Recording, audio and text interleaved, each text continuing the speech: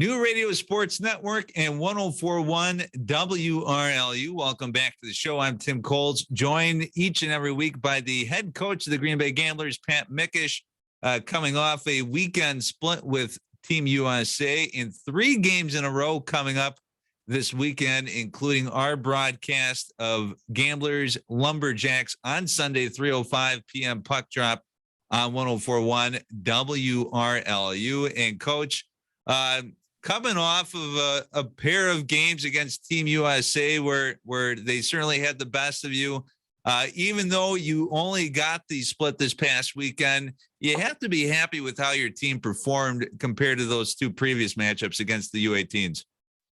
Yeah, it was a great test for us. And, Friday night, you're, in the back and forth kind of game where, we got momentum early and kind of rode with that.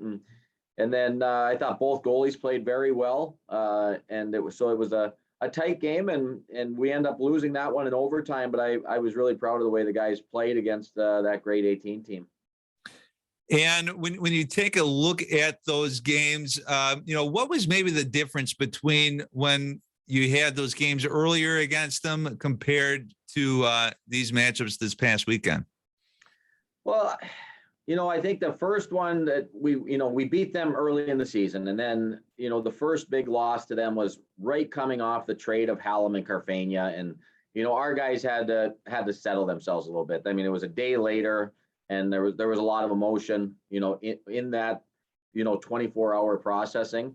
And so we weren't prepared to play, came out at a terrible first period, and then actually tied them for the second and third period. But we weren't prepared to play them. And then, the other bigger loss that we had to them was it was a third game in 3 days for us, and middle of the afternoon. And again, you're fighting an uphill battle trying to skate with that team. And we weren't a good enough team that day to play with them. And so, playing on a little bit more of an equal playing field, you got to be prepared. And I thought our guys handled the weekend, extremely well, competed, throughout these 6 periods plus. And I was proud of them.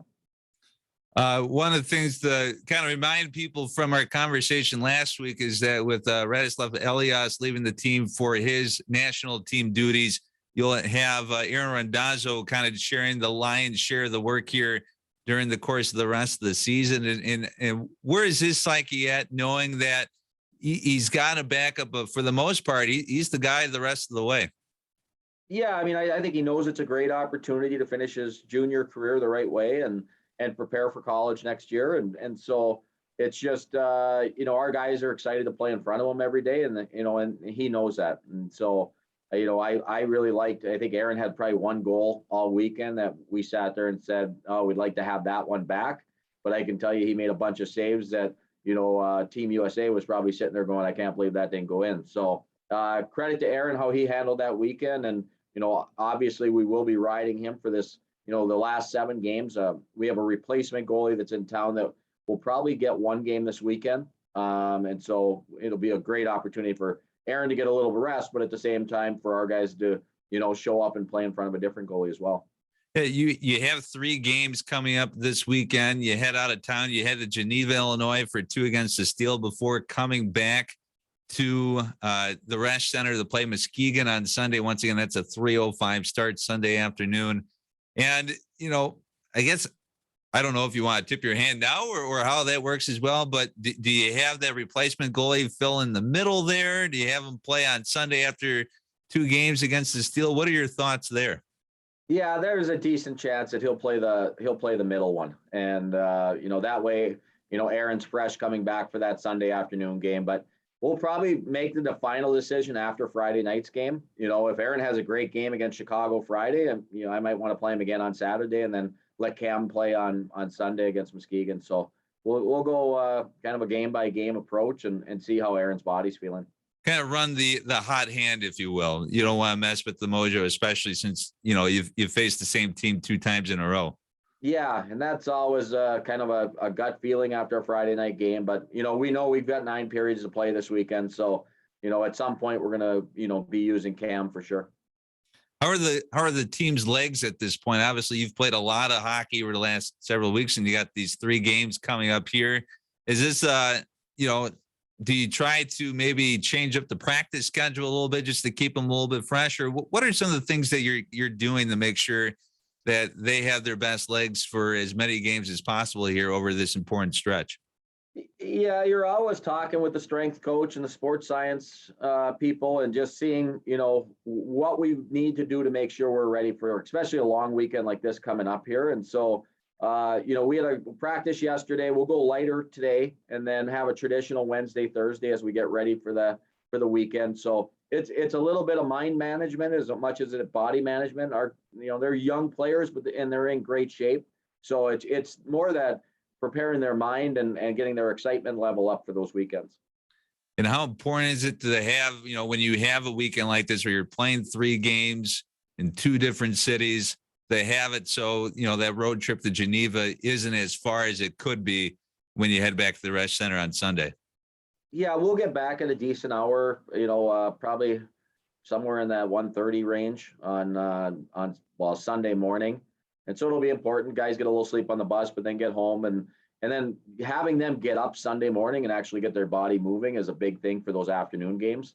If they just sleep right up until they show up at the rink, it's tough to get going. So, we'll trust them to get up, get moving, and be ready to go. But our opponents are doing the same thing. So Muskegon's going to be playing their 3rd game in 3 days as well with travel. So it's not like we're playing at some disadvantage. Do you send out like a group text like that just simply says, "Hey, time to wake up, guys," or you trust them to kind of take care of that? Yeah, we trust them. I mean, we'll talk to them about it, make sure they're reminded that, get up, get some food in you, and then, get a walk outside, get some fresh air, and, hopefully the weather will be cooperative for that. And then, most of the guys will get here to the rink a little bit earlier or more time before a game than they traditionally would, because, they can use the bikes and everything like that to, kind of really get their bodies amped up. What are some of the things that you're working on with your offensive and your defensive pairings to kind of finish off this year strong? Is it one of those things where you're kind of dictating the schedule, or do you have other coaches from both the college and maybe even the pro ranks kind of saying, "Hey, can we see these guys doing this? Can we see these guys doing that?" Most of the people stay out of the way that way. We've had some affiliates in that have been a great opportunity for the organization to learn, what they're going to provide in the future, and let them get a little bit of USHL experience. And this is the most players we've had in the locker room since training camp. So it's there's a lot of bodies in there, and we're just trying to, use them the best we can, and trying some different things with, players that maybe played a lot of center, playing some wing now, and then different deep pairings, getting Ethan Strachey, who's been out since November with his foot injury, and having him back last weekend was, a big plus to our defensive side. And so it's a lot of players, and just trying to make sure they're getting all the development they need, here, whether it's for their university they're going to, or whether it's for the Gamblers organization. And to end this on a kind of a funny note, one of the more popular promotions that the Gamblers do is their Wiener Dog races. Shout out to Milo for bringing home the Rushminster Cup. When you're in the locker room, are those things that you can hear where, all of a sudden you almost have to kind of steer people back into focus because they might hear like a loud scream or something like that? I know that there's a lot of concrete and people in between you and the action on the ice during those intermissions, but are there ever times where you kind of have to almost look up and like, what the heck just happened out there? Yeah, no, we will not hear it in the locker room. As we were coming off the ice, all the dogs were lined up to go onto the ice. So all the players got to see all the dogs and that. But once they were out there and the doors are closed in the locker room, you really don't hear the crowd or anything that way. Very good. So once again, the Green Bay Gamblers out on the road Friday and Saturday. They'll be in Geneva. They will be playing the Chicago Steel before they head back to the Resch Center on Sunday at 3:05 p.m. Puck drop against the Muskegon Lumberjacks. You'll be able to hear Tobin Meyer on the call on 104.1 WRLU and NewRadioSportsNetwork.com. Coach, as always, we thank you so much for the time and good luck this weekend. I appreciate it, Tim. Have a great week. And you're listening to the New Radio Sports Network.